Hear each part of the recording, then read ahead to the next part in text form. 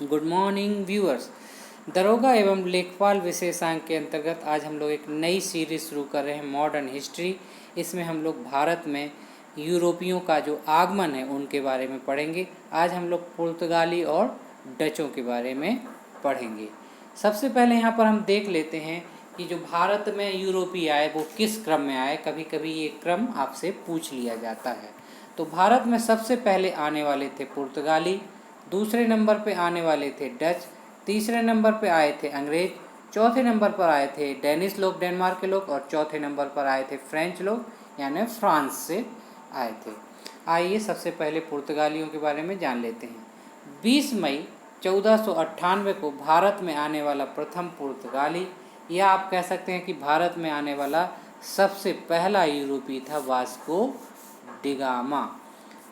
Vasco da Gama समुद्री यात्रा करने के बाद भारत के कालीकट, उस जो वर्तमान में कोझिकोड के नाम से जानते हैं, बंदरगाह पर पहुंचा और वह अपने साओ गैब्रियल नामक जहाज़ से भारत पहुंचा था, जिसका स्वागत वहां के राजा जमोरिन ने किया था।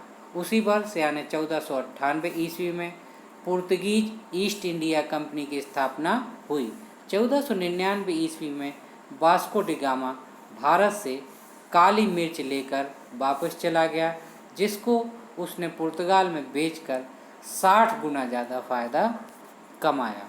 1502 ईस्वी में वास्को डिगामा पुनः भारत वापस आता है और 1503 में पुर्तगालियों ने कोचीन में, यानी याद रखिएगा सबसे पहली जो फैक्ट्री पुर्तगालियों ने लगाई कोचीन में लगाई। दूसरी फैक्ट्री उन्होंने 1505 में कन्नूर में लगाई। आइए अब हम लोग चलते हैं फ्रांसिस्को डी अल्मीडा को जानते हैं। फ्रांसिस्को डी अल्मीडा 1505 से 1509 एडी तक भारत में रहे। Francisco de Almeida was first governor of Portuguese in India, अर्थात फ्रांसिस्को डी अल्मीडा जो है भारत में पहले पुर्तगाली गवर्नर थे। हिंद महासागर के व्यापार पर इन्होंने अपना नियंत्रण स्थापित करने के उद्देश्य से शांत जल नीति अपनाई, जिसे ब्लू वाटर पॉलिसी के रूप में जानते हैं। अल्मीडा ने भारत में पुर्तगाली साम्राज्य को एस्ताडो दी इंडिया का नाम दिया। इसके बाद जो गवर्नर आते हैं पुर्तगाली, वो है अल्फांसो डी अल्बुकर्क 1509 से 1515 एडी तक। He was the actual founder, यानी वह वास्तविक रूप से पुर्तगाली साम्राज्य के फाउंडर माने जाते हैं। अल्फांसो डी अल्बुकर्क 1510 में अल्बुकर्क ने बीजापुर के सुल्तान आदिल शाह को पराजित करके गोवा जीत लिया।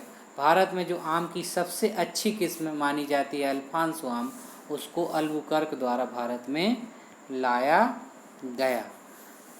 अल्फांसो आम भारत के महाराष्ट्र राज्य में रत्नागिरी में उगाई जाती है। अल्बुकर्क ने 1509 में अपनी राजधानी कोचीन को बनाया और 1505 में अल्बुकर्क की मृत्यु हो गई। अल्बुकर्क के बाद जो गवर्नर बने उनका नाम था नीनो डी कुन्हा।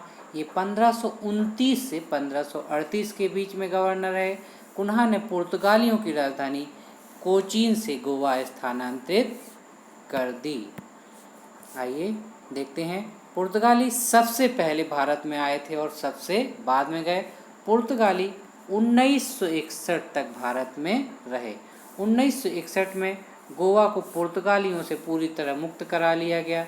गोवा 1987 में याद रखिएगा भारत का 25वां पूर्ण राज्य बना। क्षेत्रफल की दृष्टि से भारत का सबसे छोटा राज्य गोवा है, लेकिन जनसंख्या की दृष्टि से भारत का सबसे छोटा राज्य सिक्किम है।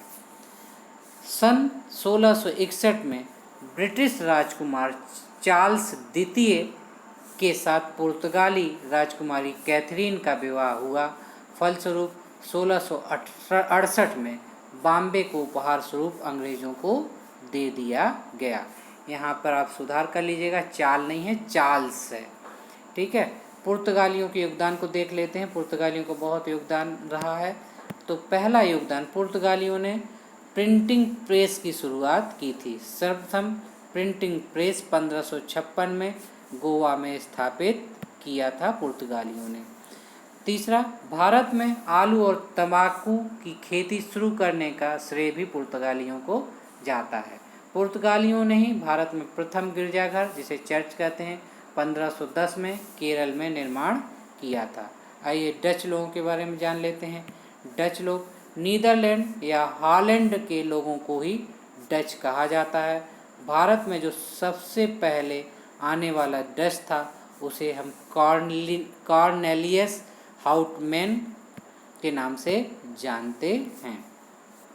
डच ईस्ट इंडिया कंपनी 1602 में हॉलैंड में बनी।